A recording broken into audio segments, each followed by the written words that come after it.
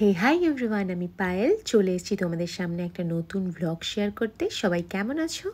তো আজকের আমাদের দিনটা সত্যিই খুব ভালো কেটেছে। হয়তো অনেকে বুঝতেই পারছো যে এটা কিসের ব্লগ বানাচ্ছি আমি। তো আমরা সবাই মিলে বেরিয়ে পড়েছি ইকো পার্কের একটা রেস্টুরেন্টে, মানে ইকো পার্কের পাশে ধামসা বলে। আমি একটা ছোট্ট লাইভ নিয়ে এসেছিলাম ফেসবুকে, তো অনেকেই দেখেছো আবার অনেকে দেখোনি, তাই আমি এই ব্লগটা বানালাম। আমরা ধামসায় গেছিলাম ফ্যামিলির সবাই মিলে লাঞ্চ করব বলে। না কোনো অকেশন ছিল না বা কারোর বার্থডেও ছিল না, হঠাৎ করেই প্ল্যান হয়েছিল সবাই মিলে বাইরে লাঞ্চ করতে যাব।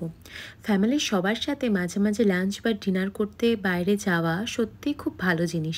এতে ফ্যামিলির সাথে বন্ডিংটাও ভালো থাকে আর সবার মুড মেজাজ সব কিছুই ভালো থাকে। রেস্টুরেন্টের ভিডিওটা দেখে তোমরা তো বুঝতেই পারছো চারিদিকটা এরা একটু গ্রামীণ পরিবেশটা ক্রিয়েট করেছে।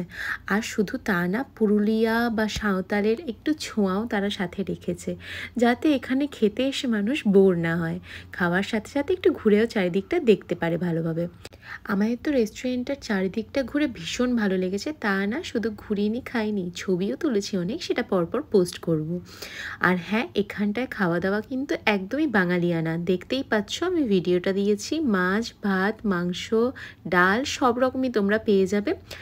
রেস্টুরেন্টের চারিদিকে ঘুরে এবং খাবার দাবার খেয়ে আমাদের তো ভীষণ ভালো লেগেছে। তো তোমাদের কেমন লাগলো ভিডিওটা দেখে সবাই কিন্তু জানিও। টাটা বাই বাই, আবার আসবো তোমাদের সামনে নতুন ব্লগ নিয়ে। সবাই ভালো থেকো।